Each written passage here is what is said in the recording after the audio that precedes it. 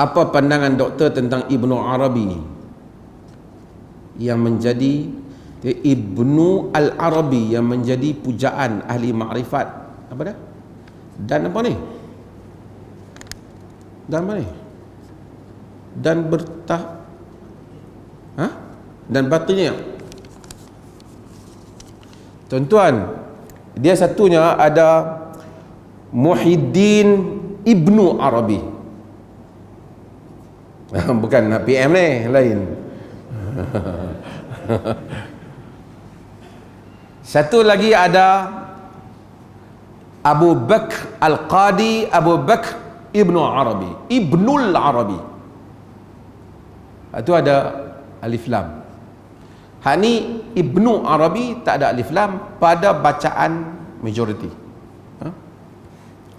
Al-Qadi Abu Bakr Ibnul Arabi, hak tu ialah imam mazhab Maliki, orang Andalus, anak murid Al-Imam Al-Ghazali rahimahullahu ta'ala.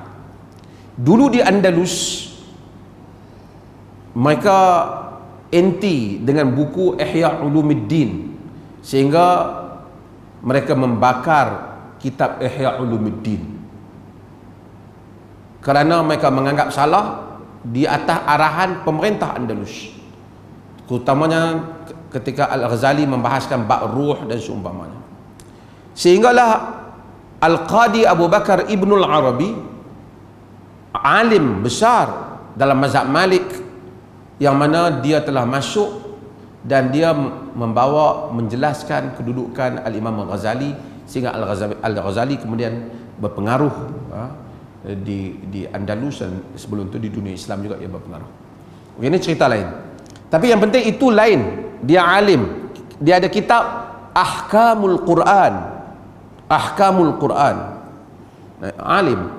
Dan buku dia yang saya paling baca sekali lah, dulu buat tesis master, ialah Al-Awasim Minal Qawasim. Itu buku tentang sahabat Nabi sallallahu alaihi wasallam, menjawab fitnah tentang sahabat Nabi. Bagus.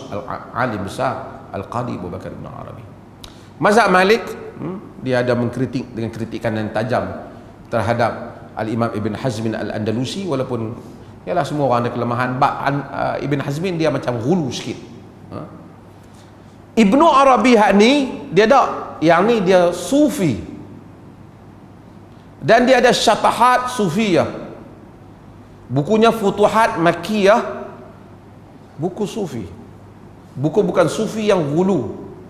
Saya dulu duduk di Oxford, ada seorang peminat dia daripada Syiah, dia geng-geng Syiah ni, dia buat kajian mula sadra dengan Ibnu Arabi. Tiap hari dia duduk bincang dengan saya, bertengkar daripada makan nasi sampailah ke malam, tiap hari duduk ulang tengkar dengan isu-isu. Tapi saya dapat simpulkan kebijaksanaan Ibnu Arabi. Bijak. Dia terutama dalam ilmu angkasa, dan hebat orangnya. Tapi dia telah berlaku syathat, melampaui batasan-batasan di dalam soal kerohanian, sehingga kan ungkapan-ungkapan yang tidak wajar, walaupun yang dia sebut seperti Fir'aun lebih memahami tauhid daripada Musa. Itu besar macam tu. Dia anggap bila Fir'aun kata ana rabbukumul a'la, aku Tuhanmu paling tinggi, Fir'aun sampai maqam. Ada perbahasan dia, bukanlah begitu macam tu. Ada, tapi hak ni terkenal orang sufi dengan perkataan idza dakhala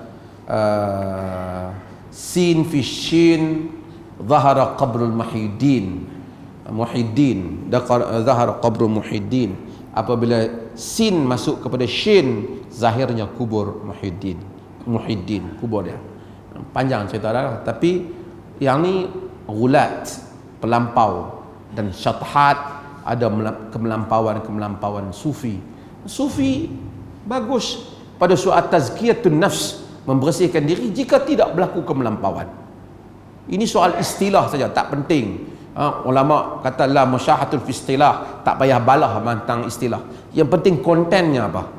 Perkataan tasawuf macam saya kata telah digunakan oleh ulama-ulama sejak dahulu di dalam sejarah peradaban Islam, diterima Cuma apa takrifnya, itu saja yang menjadi. Di kalangan para ulama kurang berminat dengan perkataan itu, guna perkataan tazkiyatun nafs. Itu lebih dekat dengan perkataan Quran. Tak apalah, yang penting kontennya. Wallahu a'lam.